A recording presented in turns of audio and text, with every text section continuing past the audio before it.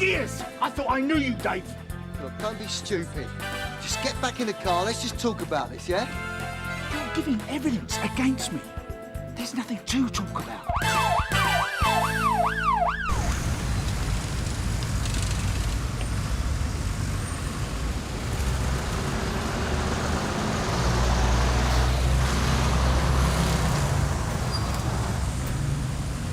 So, what you done a runner, mate? That crossed my mind. I did try and call you last night. Yeah, I know, I went for a spin. Thought it might clear me in. Did it? Nah, not really. Didn't sleep a wink. George, well, mate, you might as well hang in police. Well, I don't think you... No. Just in case. Yeah, sure. Let's go. Security to reception. Anyway, look on the bright side. Might end up with a free car for the next 10 years. Well, as long as you don't expect me to pay for the servicing, mate. Good joke. How can anyone join in? Leave it, Jane. You can't get away with this. Let's just go in. It killed Simon. Come on, Jane. Leave it for inside. Just forget it, Tony, OK? Come on. You've got everything absolutely clear in your mind, yeah? Yeah, I think so, George. Good man. Morning, Toe. Look, I'd better go and find the Ashton booking. Sure. Is he all right? Well, it's not exactly the happiest day in his life. What are you waiting out here for? Just felt a bit uncomfortable in the police room, that's all. What with the accident investigator and the prosecution in there as well. Dave's in there already, is he? Yeah. Yeah. Well, I suppose it's not his fault he got called by the prosecution. So what do you think? You know, what'll happen to Tony? Well, if I knew that, I'd have my own newspaper column doing the horoscopes, wouldn't I? So you reckon it's going to make the papers? Luke, just give it a rest, OK? All right. Well, where are you going? Go for a cuppa in the police room, if that's all right with you. George, I need to have a word. Yeah, later. If you want a cuppa, there's your machine. There you go. So? Suppose I'm still public enemy number one. Well, I don't think Tony's overjoyed about you giving evidence against him. Well, I didn't ask to come here, George. No, of course not. Constable Quinnan. Yeah. James Carver, prosecution. I hope you've been given a copy of your statement to read. Yes, thanks. There isn't a problem, is there? No, Mr. Carwood, no problem. Excellent. See? Everyone's having a go now. Yeah, all right, Dave, give it a rest, will you? Well, it's not all right, is it, George? You don't think I've overheard the snidey comments at the Nick? Tony's my mate. I don't want to be here. Yeah, well, perhaps... Perhaps what? Well, perhaps I should have lied in my statement. Perhaps I should have said I never saw the bloke step into the road. I don't know, David. Luke didn't mention it in his statement, though, did he? All I did is put in here what I saw, right? What else could I have done? What would you have done? Excuse me, mate. Mr. Nelson, solicitor to court number 2, please. Seems one of the prosecution witnesses, Terry Parks, isn't going to turn up. Yeah, I heard. What's going on? Prosecution's a witness down. Oh, nice one. Well, if the Crown believes its case has been sufficiently weakened, they may be prepared to reduce the death by dangerous driving charge to one of driving without due care. Well, that's great news. Hang on a sec before we get carried away here. You're talking about a plea bargain, yeah? Well, you accept liability for the lesser offence and they drop the more serious one.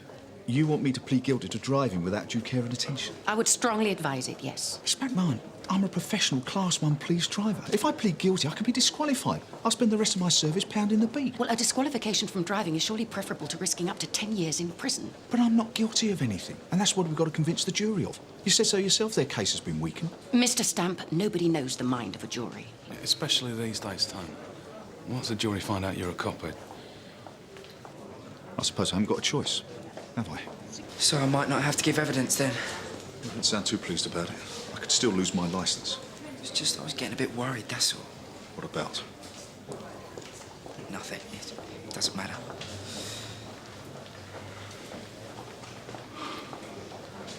Here we go. I'm sorry, the Crown just isn't prepared to review its position. They're going to go ahead with the prosecution. But I thought you said... I said I'd try. If they won't do a deal, then there's nothing I can do. Queen and Anthony John Stamp. Anthony John Stamp, you're charged as follows. Causing death by dangerous driving, contrary to Section 1 of the Road Traffic Act, 1988. And the particulars of the offence are that you drove a mechanically propelled vehicle dangerously on a road, namely Siskin Road, Sun Hill, and thereby caused the death of Simon Leonard Atwell. Anthony John Stamp, are you guilty or not guilty? Not guilty. Could you tell the court what happened on the afternoon of the 11th? About 3 o'clock, Simon met me from college. He said he had something to tell me, and he suggested that we went for a drink. We went to the Lord Barbary. It's about a 15-minute walk from here. We got some drinks, and Simon told me that he'd been offered a job. What sort of job? It was in a record shop. Was it a good job? It was exactly the job he wanted. Was a very talented guitarist. All he ever wanted to do was work in music. On the strength of that job, he suggested that we get a flat and move in together. He asked me to marry him. I see. Go on. When we left the pub, we were going to his place. His mum's really nice, and we were going to buy her some flowers. I was behind Simon. He always walked faster than me. I looked that way. To the left? Yeah. And suddenly, there was this huge bang. And I saw Simon go flying. It was almost as if it was in slow motion. And there was this horrible screeching noise. It was... Miss Douglas, I think we all understand the trauma which this tragic incident has caused you. Are you all right? What happened after you saw the car smash into your fiancé? I ran into the road to help him. And how would you describe his condition? Terrible. He was just lying there with blood on his face. He made some gurgling kind of noises. I thought he was trying to say something, but they told me afterwards it was probably just air coming up from his lungs. I was trying to speak to him, but I don't think he could hear me. When you said a few moments ago that you looked up the road to the left, was there any particular reason for looking in that direction rather than anywhere else? Yes, it was a one-way street. So there would have been no reason to check for traffic coming from the opposite direction? No, you don't expect some maniac to reverse full pelt the wrong way up a one-way street. Did you see the driver of the vehicle that ran Simon down? Yes. Is that person in court? Yes. Would you mind pointing out that person? It was him. It was PC Stamp.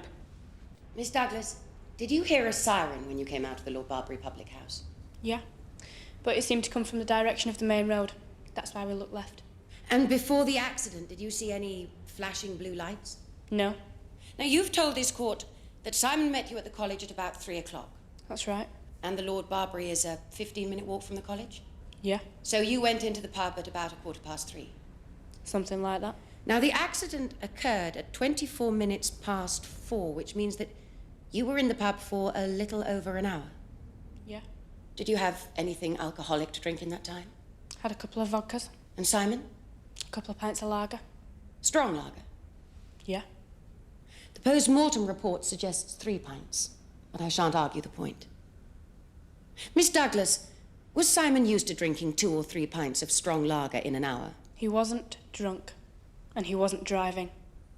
He was. What was Simon's job before being offered the job at the record shop? He was a musician, a guitarist. And you say that on the strength of his new job, you were to get a flat together? Yeah. So from being unemployed to being offered exactly the job he wanted, as you described it, and having his proposal of marriage accepted by you, he must have been very excited. If you mean he was excited and drunk and went running into the road, no, he didn't. That isn't what happened. No further questions, Your Honour.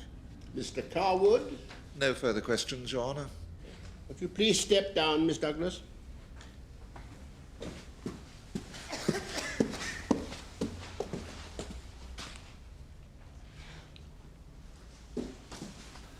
The car came shooting backwards, swerving all over the place. The tyres and the sirens screeching like mad. Me and my brother, we just couldn't believe it. The driver was totally out of control. And where precisely was the victim when the car was reversing towards him? He was standing out in the road. I don't know how the driver didn't see him. So Mr. Atwell was standing in the road and clearly visible? Yeah. He had a bright green top on. You couldn't have missed him. Thank you, Mr. Parks. Mr. Parks, in your most vivid description of events to this court, you mentioned The tyres and the siren were screeching like mad. Were you frightened by the noise? Yeah. You're not kidding. If a car came hurtling backwards towards you, you'd be scared, wouldn't you? Oh, I've no doubt I'd be petrified. But if there'd been so much noise, I think perhaps I would have moved out of the way. The geezer didn't stand a chance. The car was on top of him before he knew it. Mr. Parks, did you see the blue lights flashing on the top of the police car? Yeah, I think so. Oh, you're not quite sure? I can't really remember. Well, moving on to your description of the deceased's clothing, could we please see exhibit number 1? And would you show it to the witness, please? Mr. Parks, is this the jacket the deceased was wearing when the accident occurred? It don't look like it, no. What colour would you say it was? Green? A bright green? Not really, no. No. I'd say it was a dull green. Would you agree with that? I suppose. Members of the jury, this jacket has been identified by WPC Blake as the one the deceased was wearing on the afternoon of the accident. Thank you. Mr. Parks, when the police car came reversing down the road, its siren screeching, what speed would you estimate it was doing? I don't know. But it was miles too fast. Well, let me refresh your memory from your statement. The car was travelling at approximately 50 to 60 miles per hour. Do you remember saying that? Yeah.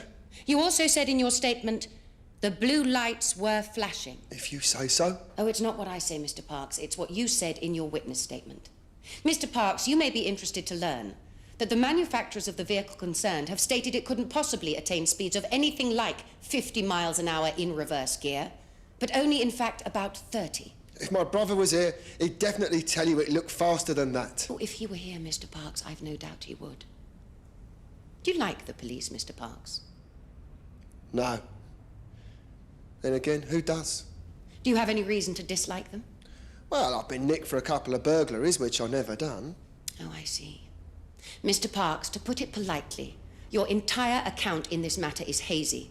And I put it to you, deliberately exaggerated. I just told it how I saw it. Unfortunately, though, that isn't consistent with the facts in this case, is it, Mr. Parks? No further questions, Your Honour.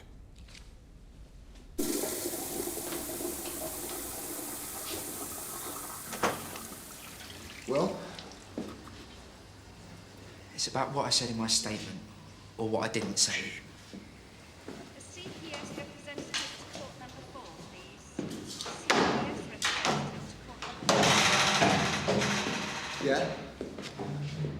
Look, I wasn't sure, okay? So I didn't put it down. But now I've had time to think, and What are you trying to say, Luke? I've been thinking, Simon Atwell, right? What about him? You saw him step out in the road. Yeah, that's what I put in my statement. Yeah, but I had a better view than you did. But you never saw him, did you? I don't know. I don't really know what I put down in my statement until I read it back. We'd been in an accident. I was in shock. I don't know what I put down. Hell of a time to spring something like this. So I think I saw him, okay? And then you called out to Tony. No, you only know about that because I told you it after the investigation. Now, your statement is supposed to support Tony's. You're his main defence witness, Luke. You spout this all out in a witness box and Tony's going to go down big time. PC Excuse me, please. PC Quinnan. PC Quinnan. PC Quinnan. Do you know where Dave Quinnan went? Didn't say. PC Quinnan. PC Quinnan. Yeah, that's me. I've been calling you. Court's waiting. Where you been, Dave? I went for a Jimmy. Good luck, yeah? Where you been? I went to the loo. You haven't been talking to Dave, have you? Only for a minute. What about the trial? You got any idea what would have happened if you got caught? You prat. Did you shout a warning to PC Stamp as the car was reversing? I did. And what did you shout? Well, it was something like, look out, Tony, Tony. And could you tell the court why you shouted that warning? I thought I caught a glimpse of someone stepping off the curb. Where were you sitting that day in the area car? The front near side seat. The near side being? On the left, the passenger seat, Your Honour. And how far away from PC Stamp were you sitting? I was sitting next to him. How close were you to him? Well, About 6, 10 inches. And did you see the deceased, Mr. Atwell, standing in the road? No, not standing, Your Honour. He stepped out. Did you see Mr. Atwell in the road prior to your vehicle knocking him over? Yeah, but only... A yes or no answer is sufficient. Yes. P.C. Quinnan, what was the reason for you and your colleagues to... And I shall be most careful to use only P.C. Quinnan's own terminology, to attend the scene as quickly as possible? A female colleague, W.P.C. Page, was dealing with a violent man, Your Honour, and called for urgent assistance. And did she at any time cancel that call for urgent assistance? Yes, but only a fraction of a Yes, second you heard before... her cancel her call for urgent assistance? Yes. The course of events was this.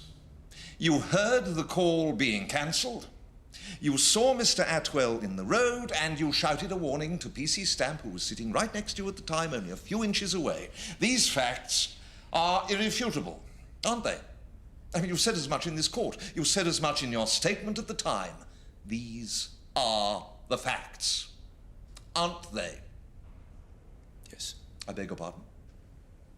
Yes. Thank you. I was looking over my right shoulder, and Tony, that's P.C. Stamp, Your Honour, was looking over his left shoulder. That'd give us slightly different fields of vision. And you think that that might have been why you saw the victim and PC Stamp did not? Yeah. Well, I mean, if you imagine that you're in the driving seat and you're looking over your left shoulder, you'd have to turn your head, well, a lot further around that way, so as to see on this side, the right side. The side from which Simon Atwell emerged from the pavement? Yeah, that's why I think that I saw the victim and P.C. Stamp didn't, Your Honour. Thank you. That's very illuminating. P.C. Quinnan, would you describe yourself as a fit man? Yeah. Well, I try and keep myself in good shape. I train 2 or 3 times a week. I've run the London Marathon a couple of times. And in the line of duty, you must come up against some very violent people. Yeah, extremely violent, yeah. And would you say that your physique was an asset when confronted by a violent person? Yeah. And your colleague, P.C. Stamp, is he physically strong and able when dealing with a violent person? Yeah, he's very strong. He's also trained in martial arts. And what about Woman Police Constable Page? Is she a big, strapping, muscular kind of lady? No, not at all. No.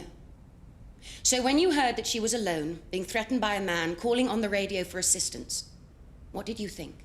Well, all sorts of things go through your mind. I mean, we have hundreds of officers seriously assaulted every year in London. Unfortunately, sometimes we even lose a few. By which you mean? Officers get killed. I mean, you never know if a suspect's got a knife or even a gun. An urgent assistance call comes through, and sometimes all you know is that a colleague is in danger. You need to get to that person fast, Your Honour. Well, I'm sure we can all understand that. Now, the call for urgent assistance, that call was cancelled, wasn't it? Yes. And when did you actually hear the cancellation call in relation to other events?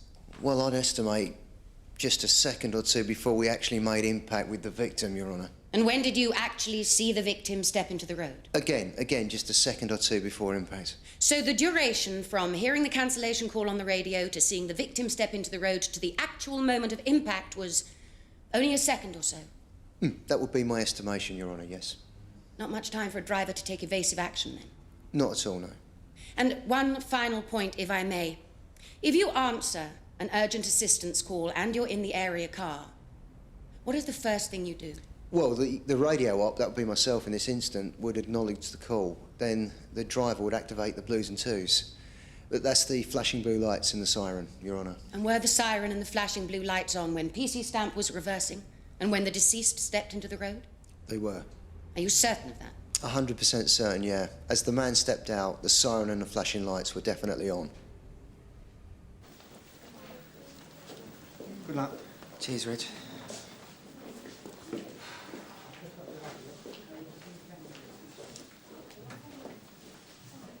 What was it like? Yeah, it was okay. It was okay.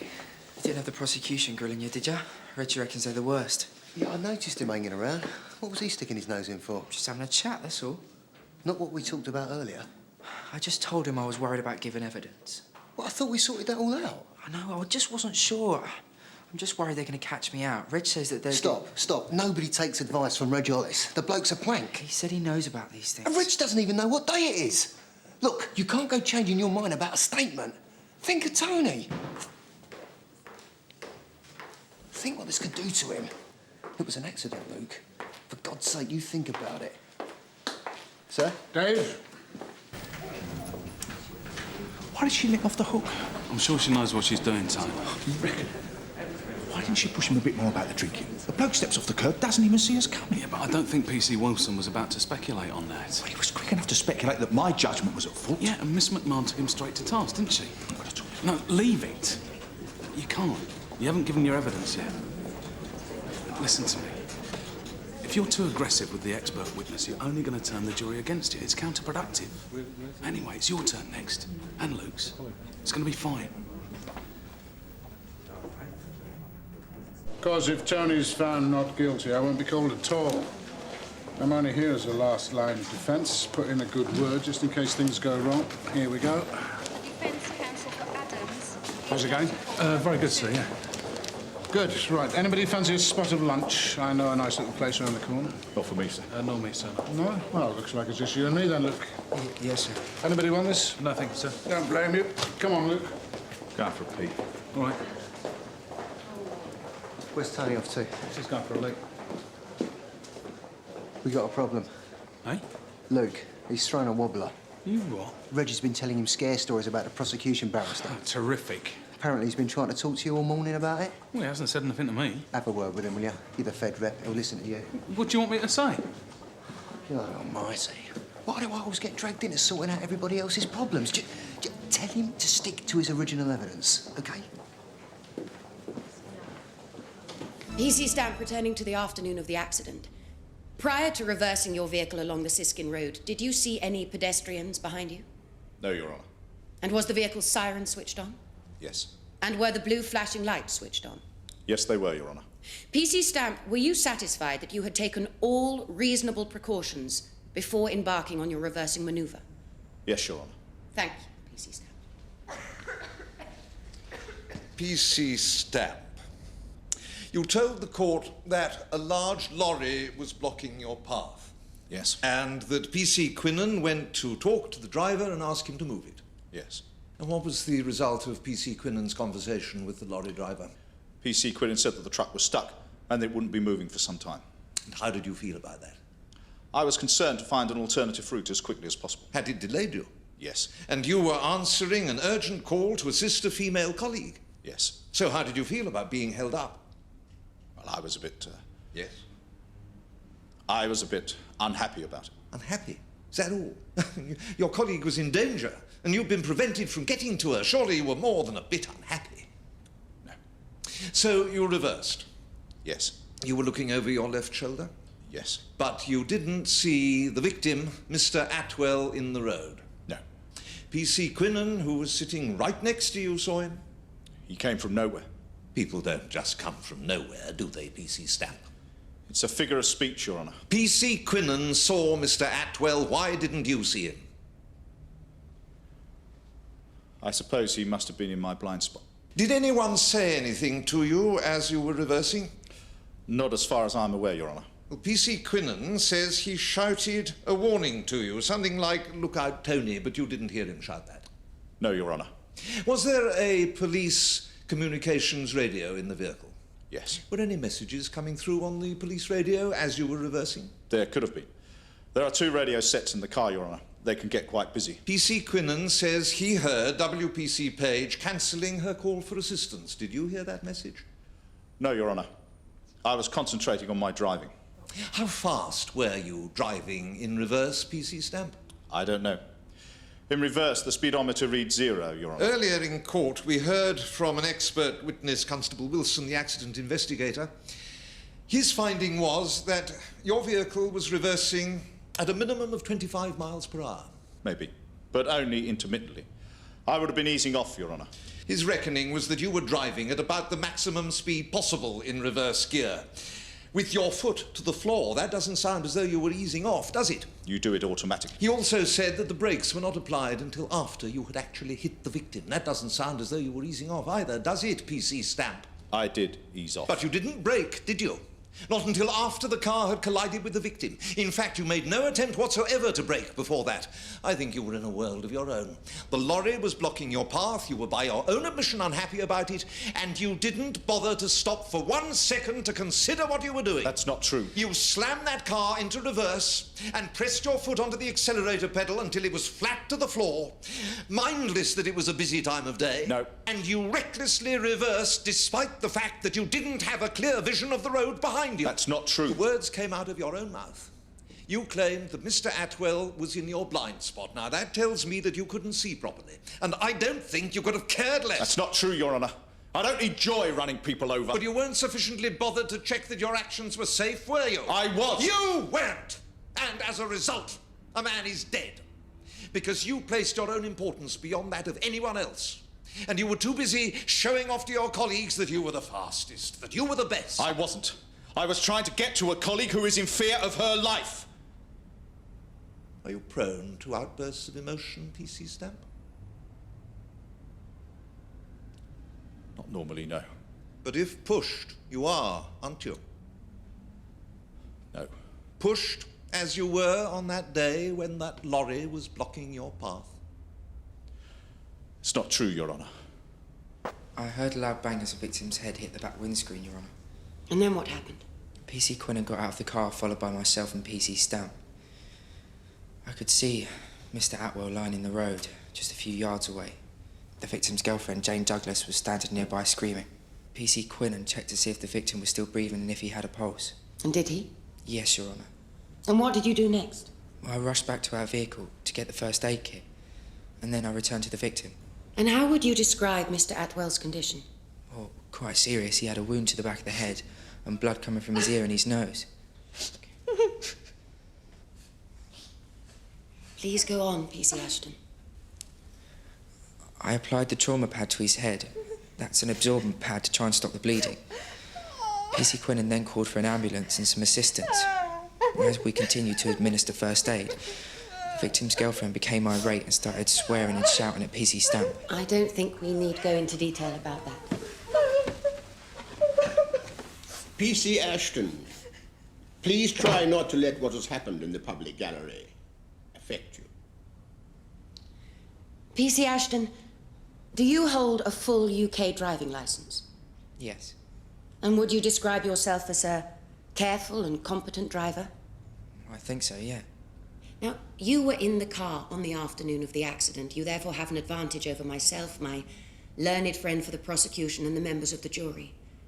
In your opinion, as a careful and competent driver, did you perceive PC Stamp's actions were potentially dangerous? No. PC Stamp did everything anyone could have done, Your Honour. PC Stamp did everything anyone could have done, members of the jury. Thank you, PC Ashton.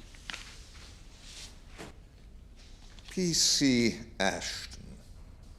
To pick up on the point which you have just made to my learned friend, did PC Stamp do everything that he could have done? Yes, Your Honour. Did he help you administer first aid to the victim? No, myself... No help at all? No, but... But you describe Mr. Atwell as seriously injured. That's right. A seriously injured man who'd just been run over by the defendant, who was given absolutely no assistance by him at all.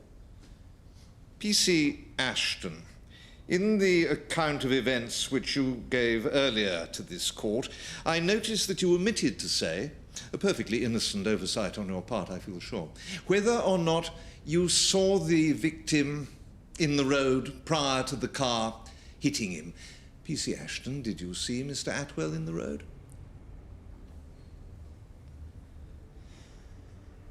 No, Your Honour, I didn't. Are you sure about that? Yes. You were sitting in the rear of the vehicle, is that correct?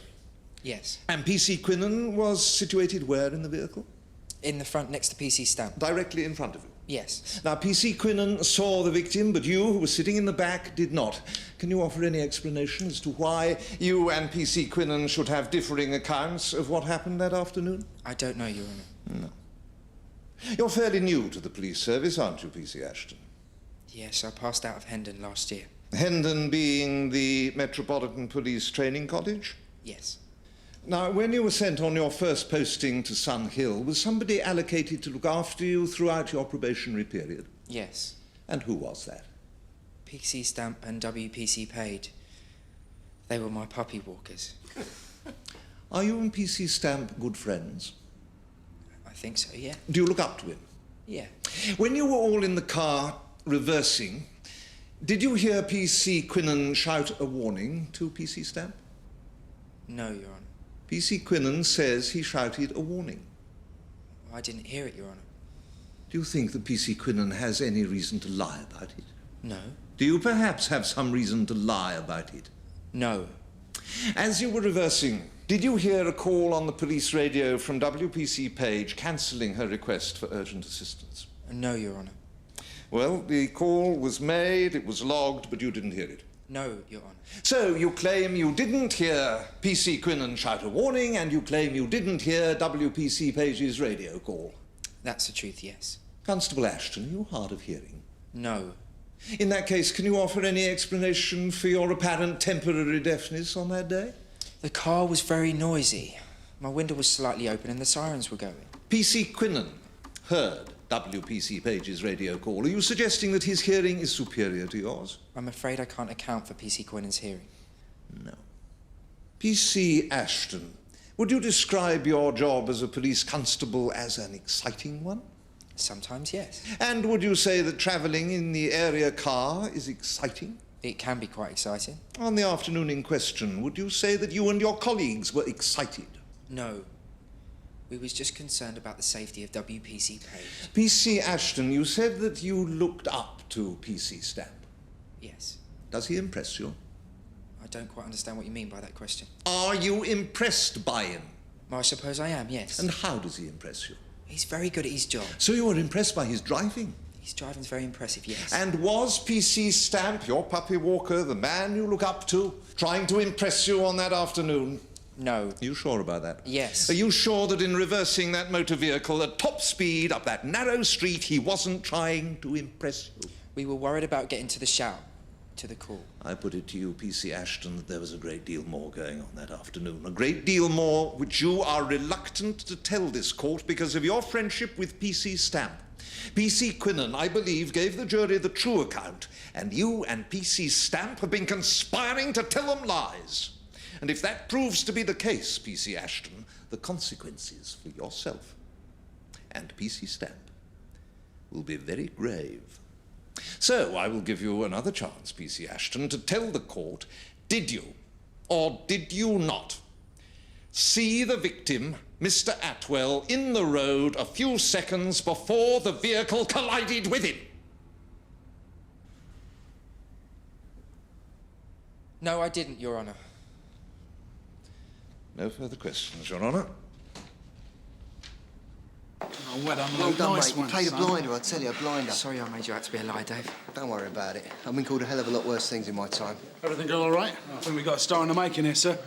Well, don't get too excited. It's not over yet. The two witnesses were travelling in the car at the time at which the incident occurred, and both have given their own separate account of the events which led up to the tragic and premature death of a young man. It is for you to consider whether the defendant's actions were dangerous or whether he himself was the victim of unavoidable circumstances. What you must decide is, did the standard of driving displayed by the defendant fall far below that which would be expected of a competent and careful driver? And would it have been obvious to a competent and careful driver that it would be dangerous to reverse at high speed along Siskin Road in the middle of that afternoon? If you are satisfied in both of these matters, then you must return a verdict on the defendant of unlawfully causing death by dangerous driving. Oh, Derek. Sir? I was just down the road. My meeting finished early. I wondered how things were progressing.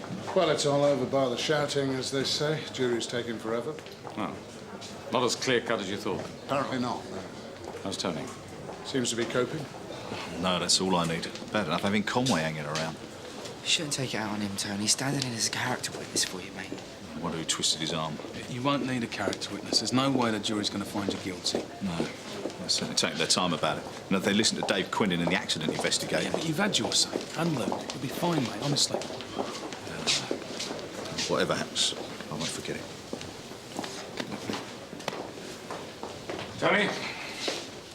Just thought I'd offer my support. Thank you, sir. Good luck. Good luck, Tony. Would the foreman of the jury please stand? Madam Foreman, has the jury reached a verdict on which you're all agreed? Yes.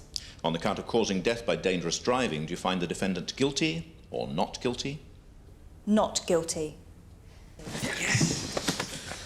Your Honour, we have considered the alternative offence of driving without due care and attention, and on this charge, we find the defendant guilty. Before I pass sentence, are there any mitigating circumstances which you would like to be taken into consideration? We would like to call a character witness, Your Honour. Chief Inspector Conway.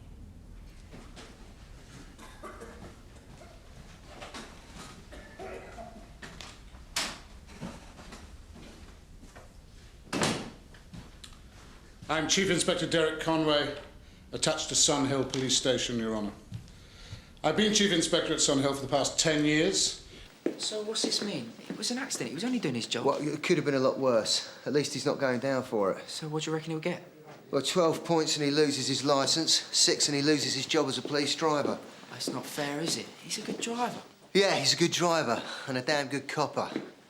Well, he's lucky he had you on his side, really. It wasn't only me, you know. No? Who else was it down to, then? You. And Chief Inspector Conway. Conway? You didn't tell him what we talked about earlier, did you? Do I look like I'm brain dead, Dave? Don't answer. We was just talking at lunchtime and he was telling me that he once had to give evidence against one of his colleagues. Really? Yeah. His mate got 3 years. Lost everything. So I took his advice and tried to butter up the jury. Well, like he said, you make the jury smile, you got the judge in your pocket. Come on. PC Stamp. Having listened to the excellent testimonial given on your behalf by Chief Inspector Conway, and taking into consideration your years of service and the specialist nature of your job, I have decided not to impose the maximum sentence. You will receive a fine of £400 and your driver's licence will be endorsed with 5 penalty points. Thank you, Your Honour. Court will rise. Mate, what did I tell you? I knew you were going to get off. Thanks, George. Can't believe it. Well done. Thanks so much. You're great. Thanks, George. You've been terrific. No worries, mate. I really think it's Luke that you should be thanking. Thanks, Luke. Thanks, Tony. Thank you, sir. We appreciate what you said. Pleasure, Tony. Well done, Tony. Thanks, sir. Tony, well done, mate. Well, I'm glad someone's happy. It's over. Just forget it. Let's go and get a beer, eh? Busy start. DS Hornby, area complaints. I'd like you to sign for this. It's a Form 164, notification that you'll appear before a police disciplinary board.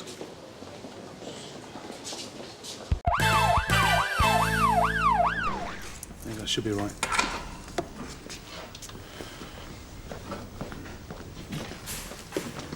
George, shouldn't you have left yet? Yeah, I'm just on my way. What? How's Tony? Well, considering he's looking at losing his job and his pension for the 2nd time this year, I'd say he's bearing up remarkably.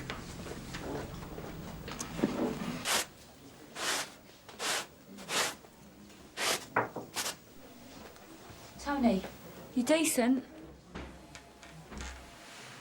I just wanted to say good luck. Well, you probably won't need it. Thanks. Appreciate it. Sorry, Paul. You ready, then? Yeah.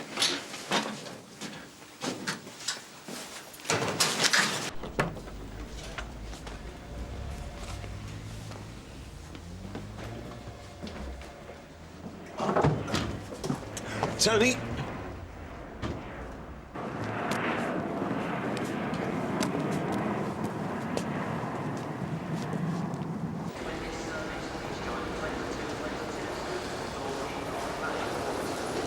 Fancy a bite to eat? Fine. Well, I need a cup of coffee.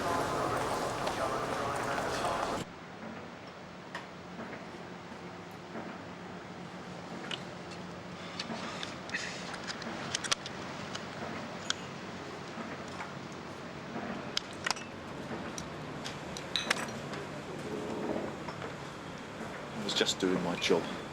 Yeah, I know. So why treat me like a criminal? Paid my dues in court. If this goes against me, I stand to lose 10 years earning power and the whole of my pension. It comes to well over $250,000, roughly. Does it? Yeah. Couldn't believe it either. 4 o'clock this morning, I got the calculator out. Because what else am I going to do? I've got no training. Probably end up in some tin pot security job pulling in £2 an hour. I can't pay my mortgage on that. Well, come on, Tony. Might never happen, eh? Tone? Excuse me?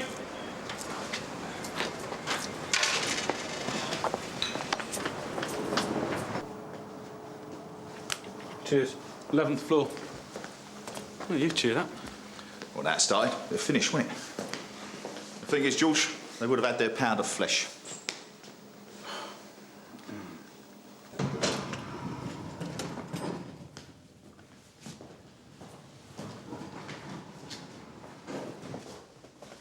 Tony, don't you think you should put your clubber on? Right. Do you want a hand? No, it's okay, George. I can manage.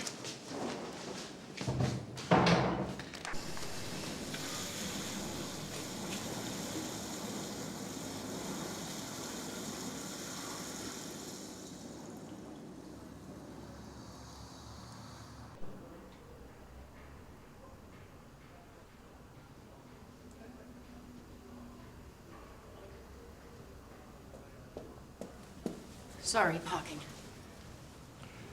That's why we came by tube. How are you feeling?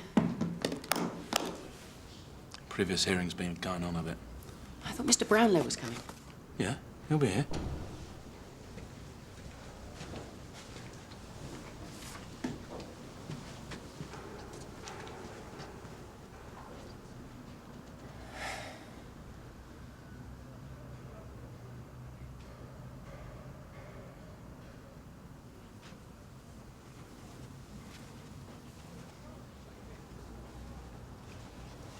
Okay, mate. Reckon I'm stuffed. Yeah? Didn't want to know, did they? Already made up their minds. What are you up for? Drink drive. Right. You? Without due care and attention. What, they didn't want to know if there were mitigating circumstances. I might as well have stayed at home. Right.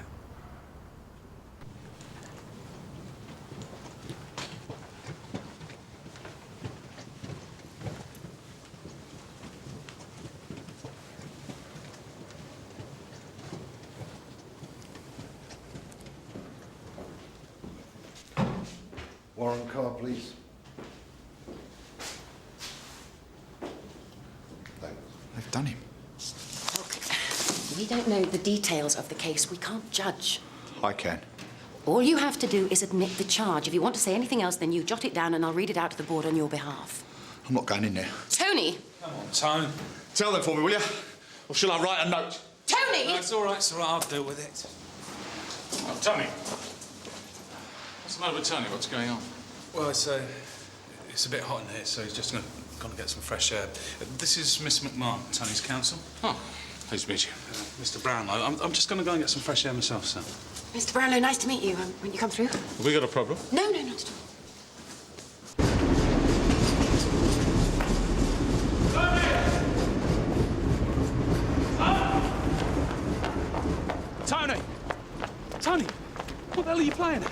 Had enough. I'm going home.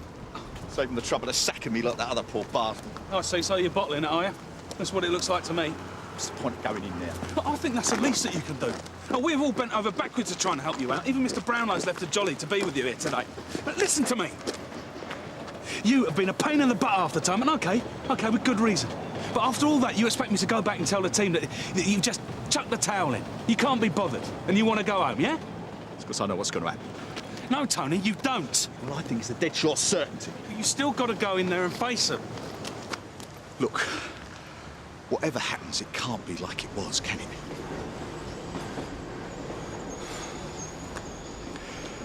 That bloke, Simon Atwell. I still can't believe it. I wake up in the night sometimes and I just feel sick. I'm not even sure I want to be in the job anymore, that's the thing. If I can't handle this, then what's the point? The point is that we're all behind you. All except for Dave Quinnan, that's for sure. But who do you think brought Luke Ashton back on side at court, eh? Now, if Dave Quinnan hadn't spoken to him, he would have blown it. And just think of the mess you would have been in if he'd have gone over to the prosecution as well, eh? What happens if I go in there and lose my rag with them? Tell them to stuff their job. With the mood I'm in right now, I might just do that. That's your choice, Tom. I've said my piece. Do you want me to tell the sergeant? No, it's all right, I'll do it. Brownlow's going to go spare. It's not your fault. Well, that doesn't matter, does it? Is PC Stamp here?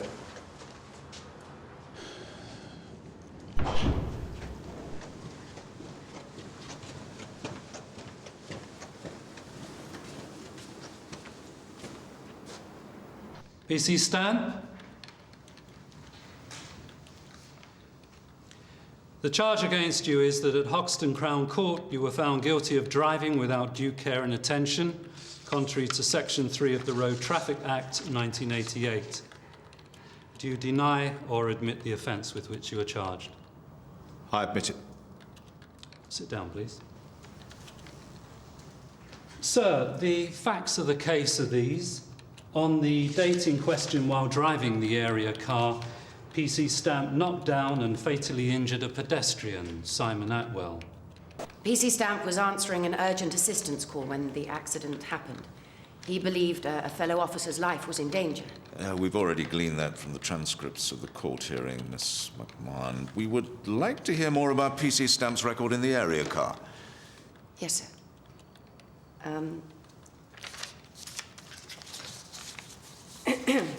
Since qualifying in the area car some 11 years ago, PC Stamp has proved himself a skillful high-speed driver. We do understand that PC Stamp has an exemplary driving record. Miss McMahon? Well, over that number of years, sir, it is inevitable that the area car would be involved in some accidents. Go on. PC Stamp has had 10 accidents in that time. 10? Yes, sir. At a cost to the force of some £16,000, sir. Well, 2 of those accidents occurred off the public highway. In car parks. In car parks? Yes, sir. Yeah, right, I see. PC Stamp is a solid and dependable officer, and an excellent thief-taker. He has a clear head in a crisis. Are you saying that the tragic incident in which PC Stamp was involved was entirely out of character? Yes, sir, I am. And I know that he'll face the consequences of his action with his customary rigour. Indeed, his ability to face his shortcomings is one of his sterling qualities.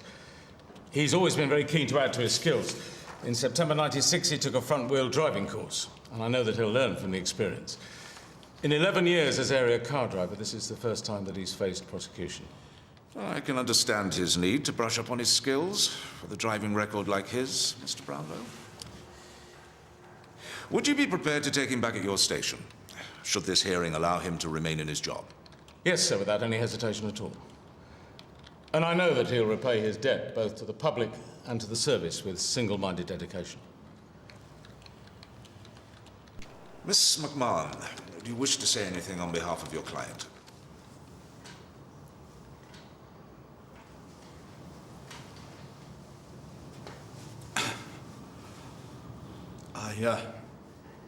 Just wanted to say that I feel totally responsible for what happened. It's still hard for me to come to terms with it, and I've had to do a lot of hard thinking. Basically, since I first put on a uniform, well over 20 years ago now, things have changed out of all recognition. There's always something different. We're always being tested. On the day in question, I failed that test. Simon Atwell died because of it. I should never forgive myself for that. At the time, I thought I was acting for the best, but now I see that I was at fault. And I can only say how sorry I am. I want to stay in the job. I know that more than anything. But whatever your decision today, I'll abide by it. I'd like to thank Mr. Brownlow.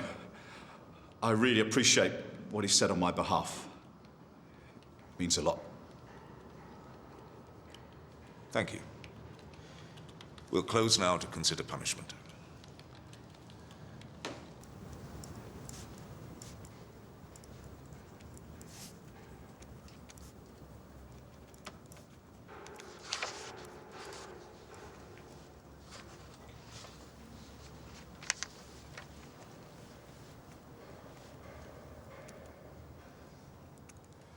Well, if you'll excuse me, I'll just give Mr. Conway a ring. Of course, sir.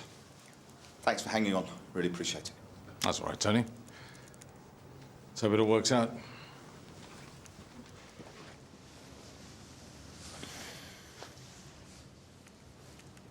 He's got to hang on, hasn't he? What? Oh, yeah, right. So if things go pear-shaped, he can escort me back so I can clear up my locker. Yeah, but at least you came back and faced him. I had to, didn't I? After what you said about Dave. Yeah.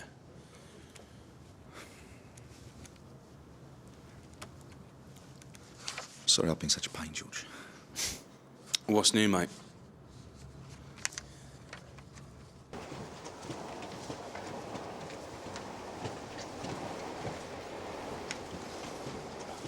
We must take account of the public outrage felt at a serving police officer being held responsible for the death of an innocent bystander. It is with deep regret that we see an officer of your experience before us today. We take account of your remorse and of the hard thinking you've clearly done. The fact that your OCU commander has spoken so highly of you and is ready to take you back has persuaded us that we may take an exceptional course. Your punishment will therefore take the form of a reprimand. This board is now closed.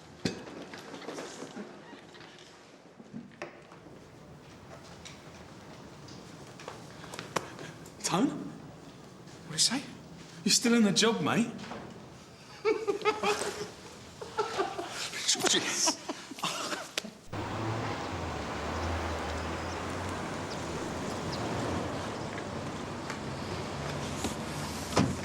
I expect you'll be out celebrating tonight. I might go a pint or two, sir, yeah. Thanks for the lift, sir. Yeah, thank you, sir, for everything. Oh, it's my pleasure. Only glad we got the right outcome, Tony. Well, night. Nice, sir. Nice, sir. It's nice of him, wasn't it? Oh, yeah. Right, so Tony goes. I'd just like to say, whatever happens to me today, I'd like to thank Mr. Brownlow for being there. Shut up. I couldn't believe it, right? He was thanking him for being there. Of course, 'cause he was only waiting on to escort him back to the station to give him the old elbow. I was brain dead, all right? Yeah, tell me about it, mate. Dave.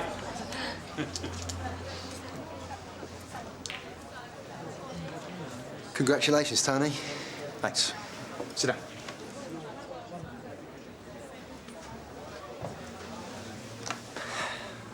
So you're going to be giving Vicky Hagen a bit of competition again, then, eh? Competition's for kids, isn't it? I've been a pain in the butt, according to Georgia. That's true. Right, let's for a drink. Get your man out. Dave, lager? Cheers. Yeah, cheers. Sign again, everyone? Yes, please, George. Thanks for what you did in court, Dave. Look, Ashton. It was the least I could do. Pick of a job, innit? Yeah.